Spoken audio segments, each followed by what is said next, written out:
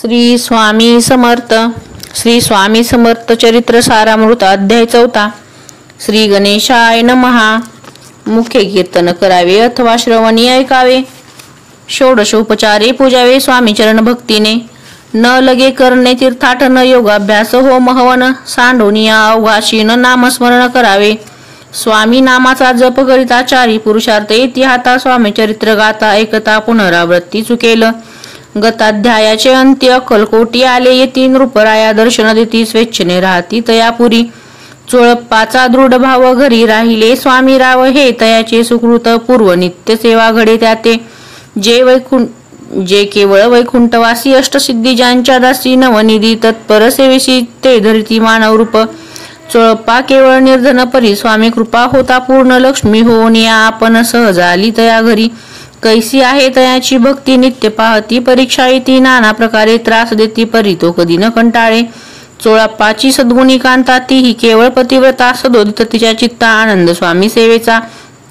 स्वामी नाना खेळ खेळती विचित्र लीला दाखविती. नगरवासी जनांची भक्ती दिवसेंदिवस दृढ जडली. स्वामी केवळ ईश्वर मूर्ती देशी देशी झाली ख्याती. बहुत लोक दर्शना येती कामना चित्ती धरुनी. कोणी संपत्ती कारणे कोणी मागती संताने व्हावे म्हणून या लग्न येती दूरदेशाहुनी. शरीर भोगे कष्टले संसार तापे तप्त झाले. मायामय पसारे ते फसले ऐसे आले किती एक. सर्वांसी कल्पद्रुमा समान होऊनी कामना करीती पूर्ण. भक्त काजस्तव अवतीर्ण मानव रूपे झाले. भक्त अंतरी जे जे इच्छिती ते ते राजपुरविती. दृढचरणी जयांची भक्ती त्यासी होती कल्पतरू. जे का निंदक कुटील तया शास्ते केवळ नास्तिकां प्रति तत्काळ योग्य शासन करिता ती. महिमा वाढला विशेष कित्येक करू लागले द्वेष. कोणा एका समयास वर्तमान घडले पै. कोणी दोन संन्यासी आले अक्कलकोटासी. हसोनी म्हणती जनांसी ढोंगी याच्या नादी लागला. हा स्वामी नव्हे ढोंगी जो नाना भोग भोगी. साधू लक्षण याचे अंगी कोणते हो वसतसे. काय तुम्हा वेळे लागले वंदिता ढोंग्याची पावले. यात स्वार्थना परमार्थ मिळे फसला तुम्ही अवघेही. ऐसे तयानी निंदिले समर्थानी अंतरी जाणिले. जेव्हा ते भेटीसे आले तेव्हा केले नवले एक. पहावया आले लक्षण समर्थ समजले ते खून. ज्या घरी बसले तेथून उठून या चालिले. एका भक्ताची आघरी पातली समर्थाची स्वारी. तेही दोघे अविचारी होते बरोबरी संन्यासी.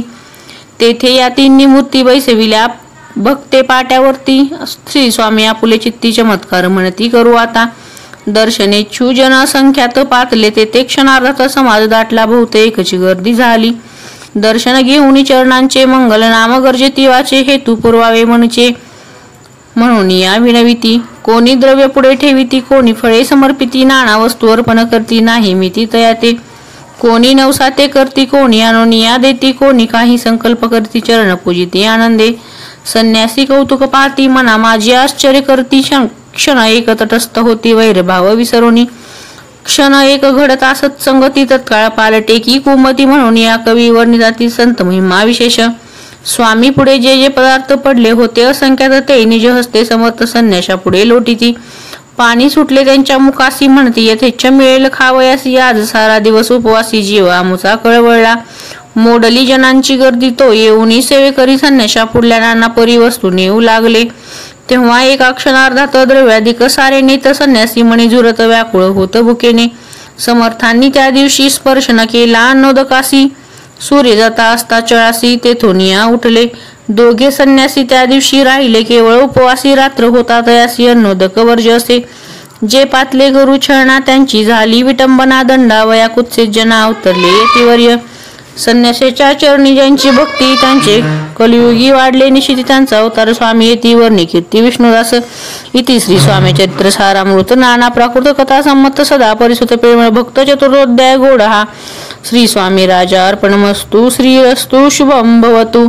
श्री स्वामी समर्थ महाराज की जय. अवधूत चिंतन श्री गुरुदेव दत्त.